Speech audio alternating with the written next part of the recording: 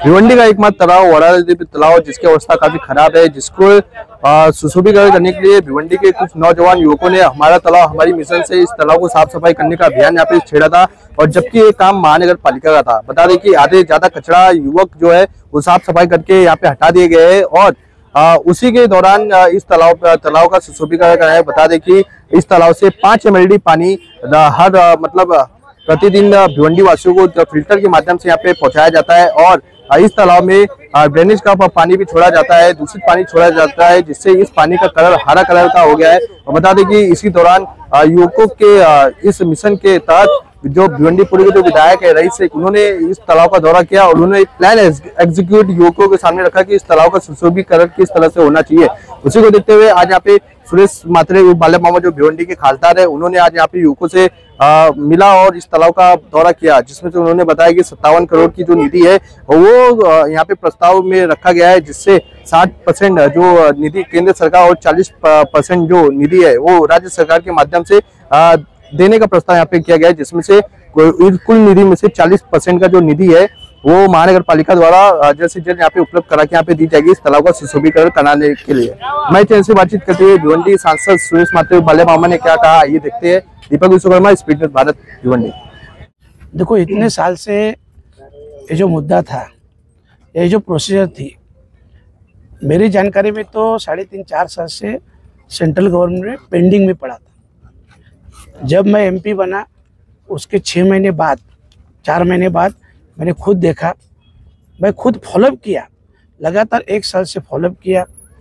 Follow up होने के बाद अभी सेंट्रल गवर्नमेंट से लेटर आया कि 60% हम देने के लिए तैयार है, 40% स्टेट गवर्नमेंट देना चाहिए। उसके लिए मैं कमिश्नर साहब से मिला। कमिश्नर साहब ने बोला कि एक्चुअली फंड ना होने के कारण दे नहीं पाएंगे, फिर भी हम 20% देंगे। तो जो बचा हुआ 20% था वो लगातार 3 DPDC में मैंने गाड़ी रिक्वेस्ट किया।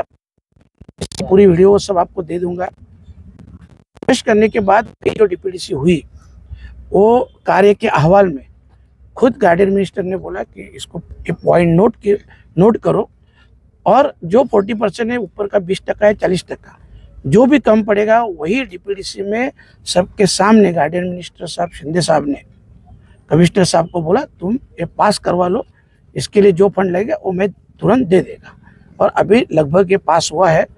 कल मेरी वही मीटिंग है कमिश्नर साहब से कि अभी फाइनल वो लेटर कब दे रहे हैं।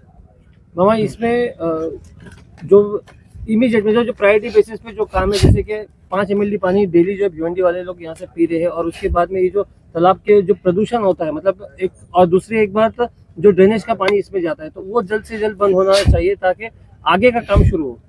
देखो, ये जो सब काम चलते हैं, आप सीनियर पत्रकार हो, आप भी जानते हो कि जब वरादेवी तालाब में फिल्ट्रेशन प्लांट बिठाया है, ये पानी 5 MLD पानी रोज भिवंडी वाले पी रहे हैं, तो इसको साफ रखना, क्लीनिंग करना, ये जिम्मेदारी भी रहती है। और ऐसा नहीं रहता है कभी कि ये किसी का ठेका नहीं है, किसी का काम नहीं, वो सब मैं कल चेक करेगा। क्योंकि भिवंडी में एक ही प्रॉब्लम है कि जो ठेकेदार को जो काम दिया जाता है वो ठेकेदार वो काम सही तरह से करता नहीं है। वो काम नहीं करने के कारण वो सभी को मैनेज करता है और इजीली सब मैनेज हो रहा है इतने सालों से। इसके लिए ऐसे काम जो अपने को गंदगी दिख रही है, या भिवंडी में आज जो क्लीनिंग भी नहीं हो रही है, आप तो देख रहे हो कितने ठेकेदार भिवंडी में है। तो ये सब जो प्रॉब्लम है ना, ये सब वहाँ के कॉरपोरेटर रहेंगे, MLA रहेंगे, MP रहेंगे और ऑफिसर लोग रहेंगे, इसके जिम्मेदार सभी लोग हैं। और इसके लिए ये जो अभी देखा मैंने, खुद मैं शॉक हो गया। यहाँ पे जो पानी का स्थिति देखा, और ये जो वरादेवी तालाब जिसको बोलते हैं, ये एक देवी माँ के नाम से है, जहाँ पे हजारों हिंदू लोग आके एक आस्था से यहाँ का पानी भी एक अमृत समझ के पी जाते हैं। तो ऐसी स्थिति में अगर वो पानी पिएंगे तो आप सोचो ना, कल जाके कुछ प्रॉब्लम हो तो उसका जिम्मेदार कौन रहेगा। तो ये अभी मैंने देखा है, मैं कल के कल कमिश्नर साहब से इस सब भी बारे में बात करने वाला हूँ और इसका जल्द से जल्द अभी हल निकलेगा। मामा, जो डिमोलिशन का काम चल रहा है उसको लेकर थोड़ा सा बात करेंगे कि लोगों को ये कहना है कि वहाँ पे उनको मुआवजा नहीं मिल रहा है और महानगर पालिका अपनी कार्रवाई पे कार्रवाई करती जा रही है, लोग बेघर हो रहे हैं। डिमोलिशन का वो दिन मैंने देखा, पहले तो मुझे पता नहीं था, बोला था बाद में करेंगे, पर अचानक ये लोग ने किया। अभी आगे चल के बोलता हूँ मुआवजे का क्या है वो कल ही मैं आपको बुलाने वाला हूँ कमिश्नर साहब के पास। मुआवजे का जब तक फाइनल नहीं होता है तो आगे का जो कल्याण रोड का है वो मैं तोड़ने नहीं देगा। पहले मुआवजा दो, उसका फाइनल करो, लोगों से बैठ के बात करो, एक जो भी बोर्ड लगाना, बैनर लगाना, या जो भी अनाउंस करना महानगर पालिका की ओर से, ये सब होना चाहिए।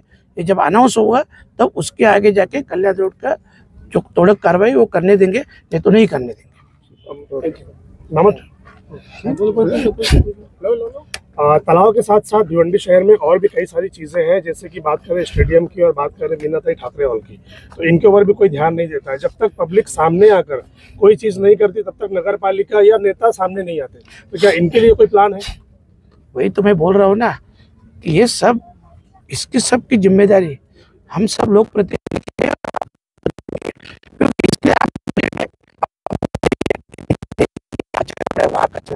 इसकी पूरी जिम्मेदारी ठेकेदार की रहती है।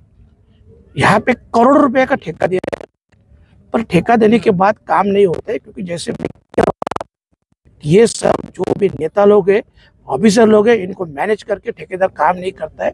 इसके लिए ये जो गंदगी है ये साफ करनी है ना, तो ये जो पॉलिटिकली भी गंदगी है ना, ये ऑफिसर लोग ये भी साफ करनी पड़ेगी, इतना भी ध्यान में रखो।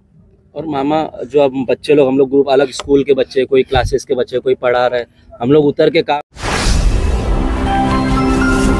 Speed news Bharat.